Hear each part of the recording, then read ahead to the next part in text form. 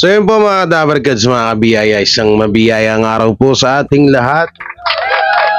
At pag-usapan natin tong viral ngayon. Ako po, viral. Ito na ba yung sinasabi ng nanay niya na kaya niyang pag-viralin yung kanyang anak?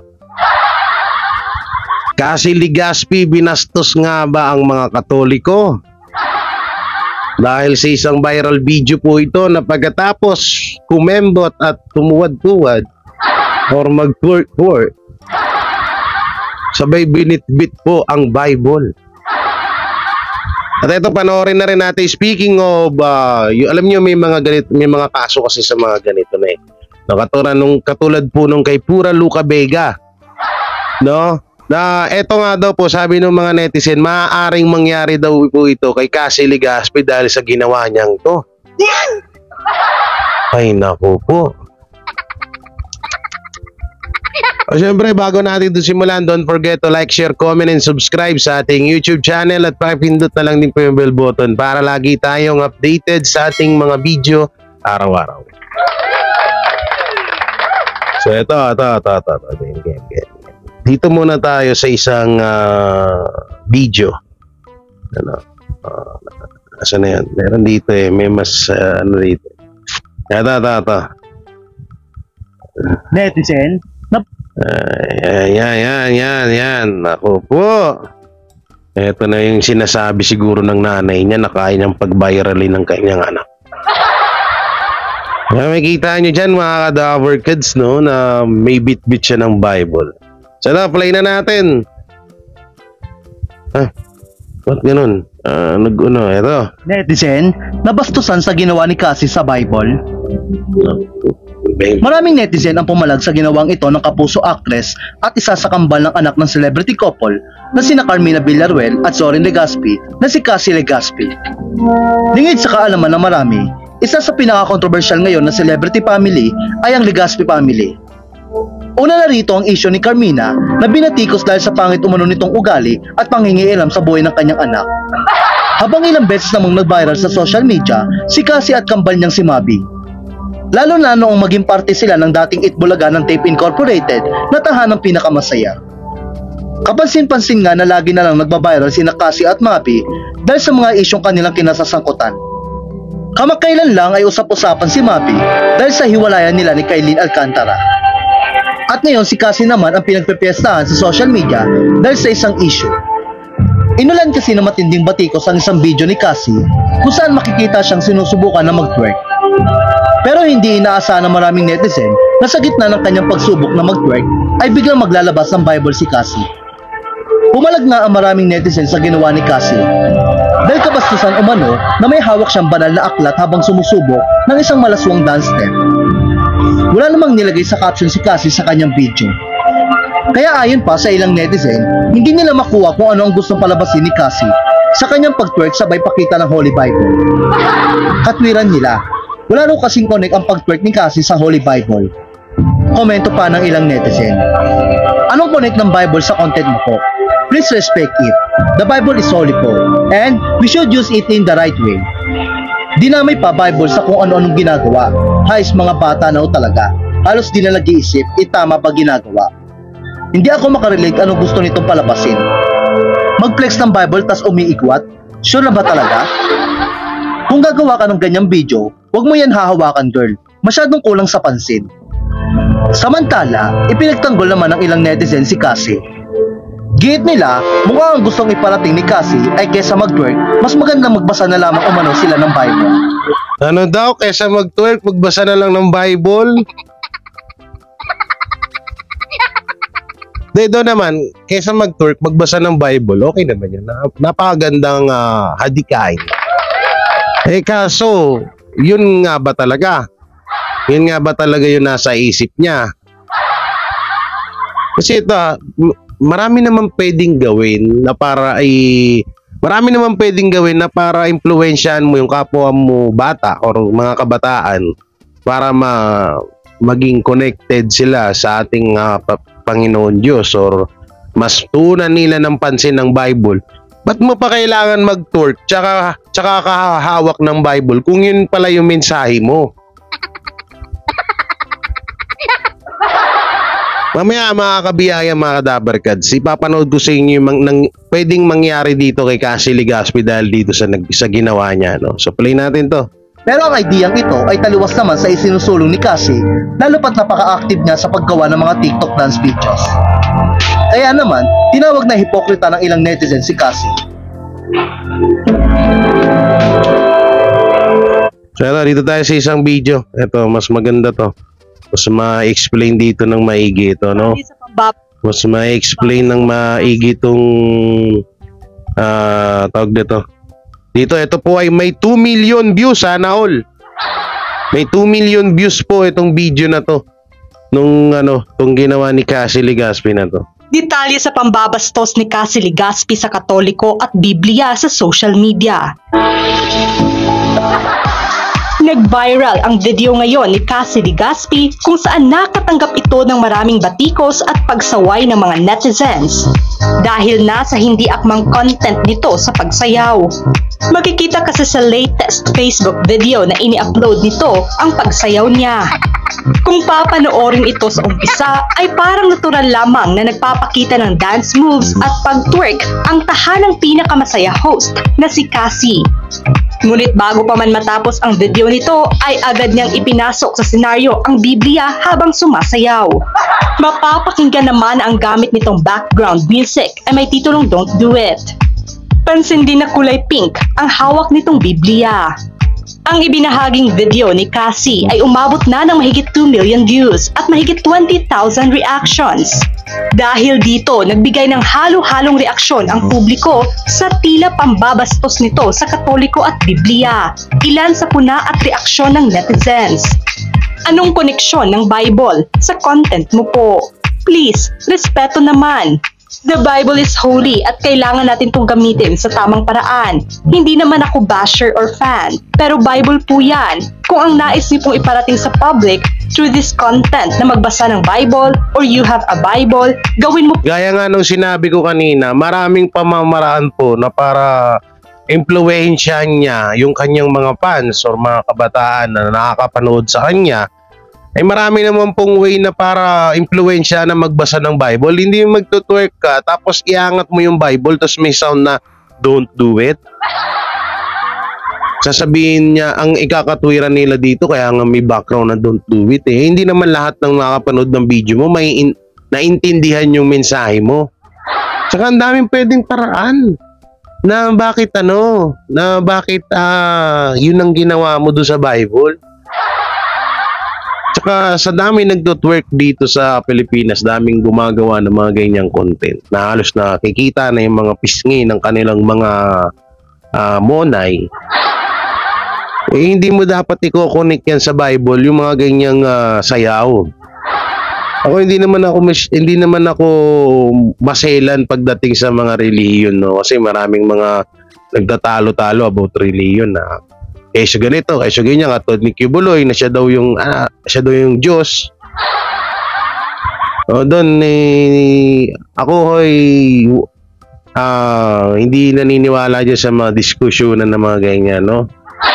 Sa ako alam ko may Diyos, yun na yun.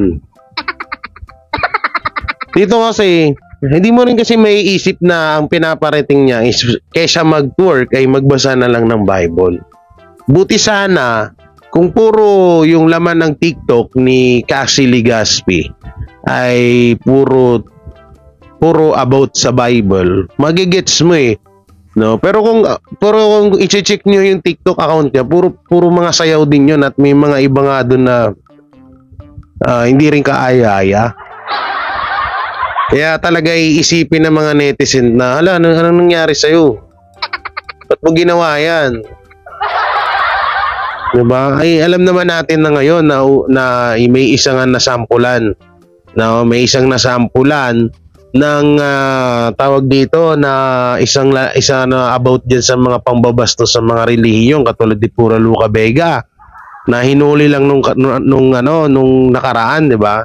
So ipapanorin natin dito sa dulo ng video. Dito naman, hindi kaya pamamaraan to. Alam naman din kasi ni Cassie Legaspi na masisita sa rito eh.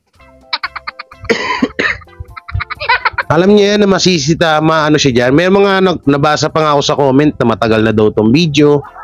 Binalik lang daw para mabash daw si Cassie. Kahit na matagal man o bata pa siya dito, hanggang ngayon bata pa rin naman yan eh.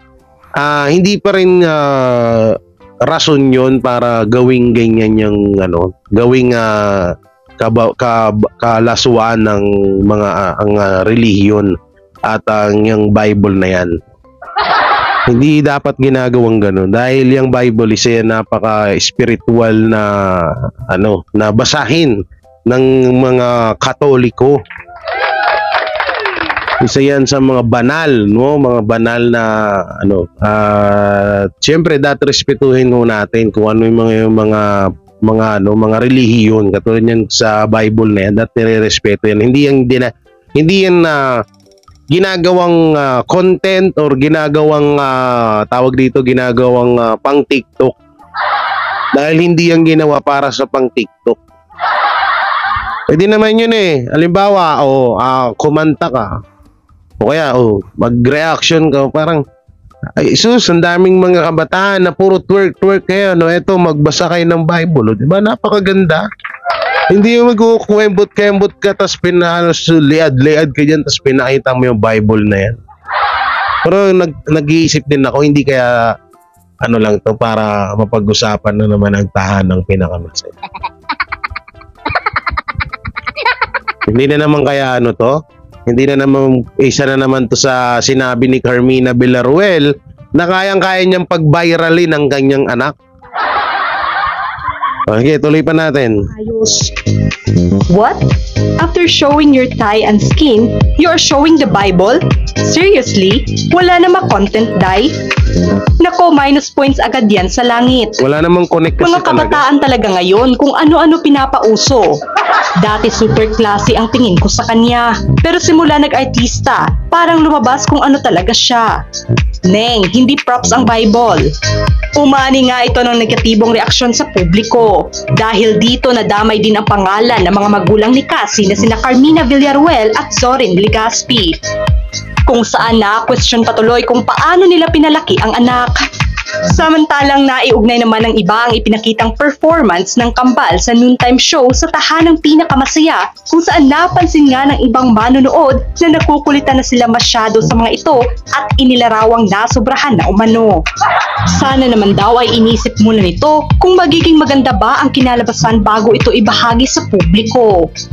Marami nga ang hindi nasiyahan sa video ni Cassie na inilarawan ng iba na walang respeto. Hindi pa naman burado ang video nito hanggang sa ngayon.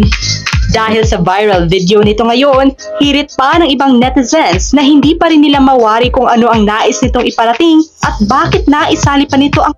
So ito, tignan natin yung mga komento ng komento ng mga netizen dito sa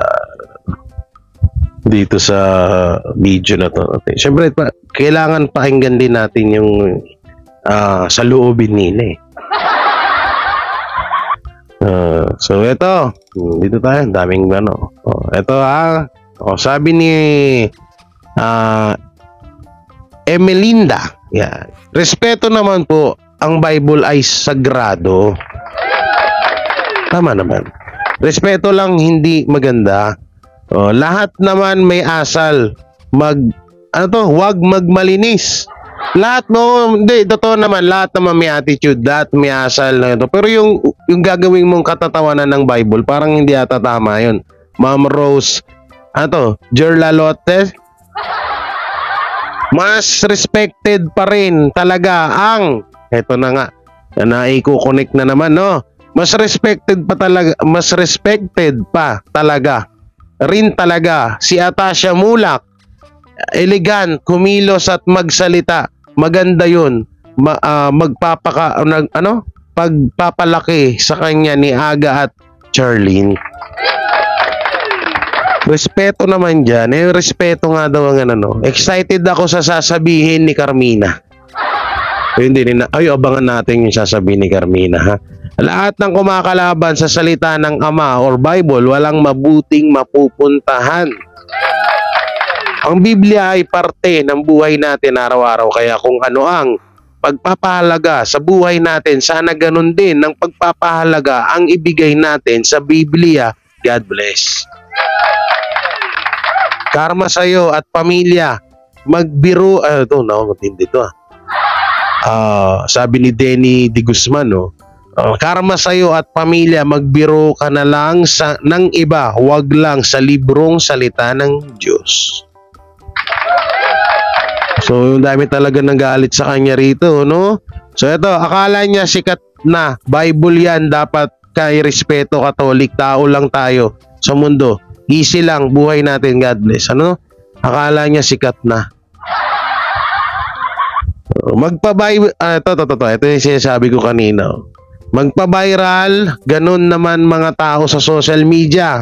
Gagawa ng viral kahit di tama, basta magkapera, di ba? Kasi nga yung utak puro pera na lang, kaya di na nag-iisip kung nakakasama ba yun o hindi. Di ganun lang mga yan.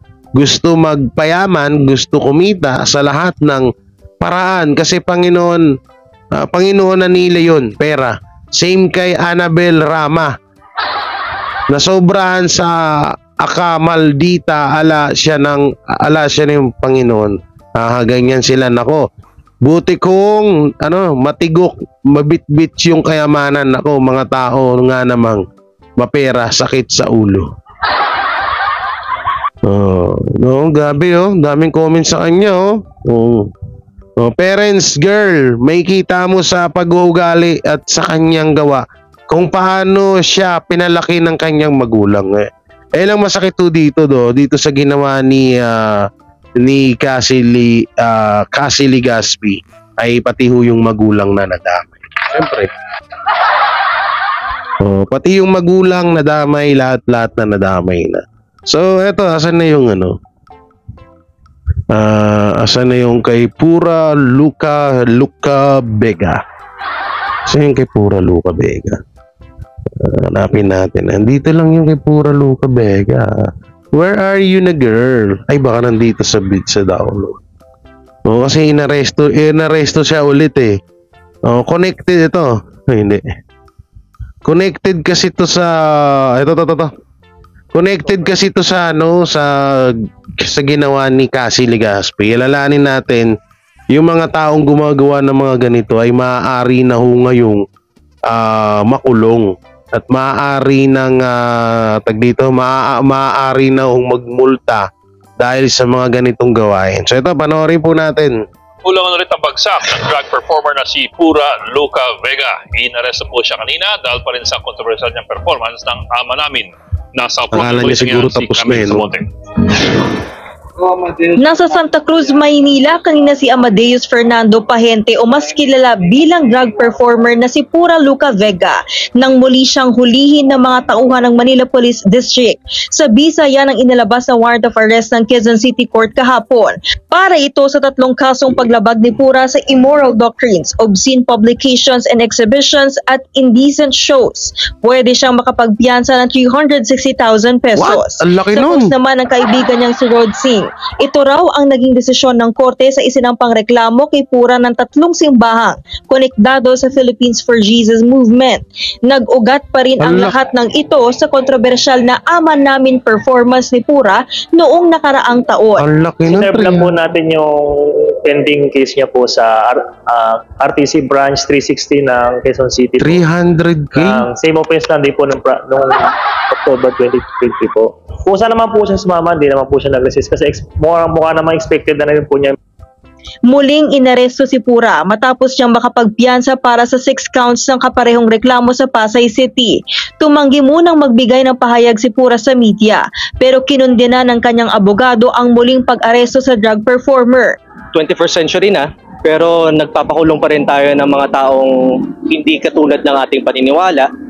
At sa konstitusyon natin, hindi tama yon. Kampante kami, panatag ang loob namin na lalabas rin ang katotohanan at lalabas ang ustisya. Nananatili sa Station 3 ng Manila Police District si Pura habang hindi pa nakakapagpiyansa. Nagbabalita mula sa Frontline, Camille Samonte, News 5. Yan, ito ang napapala ng mga taong hindi rumirespeto sa mga relihiyon ng ibang mga relihiyon. Ako ni minsan ni hindi pumasok sa isip ko. Lalo't pera lang dong kay Quebuloy Kasi yung kay Quebuloy kasi napaka over na siya daw yung Diyos, ganito ganyan. So, kasi may pinagsisigawan niya yun No, kaya doon wala akong sa iglesia, sa Baptist, sa lahat ng mga espiritu, sa mga lahat ng relihiyon, no, dapat natin irespeto 'yan.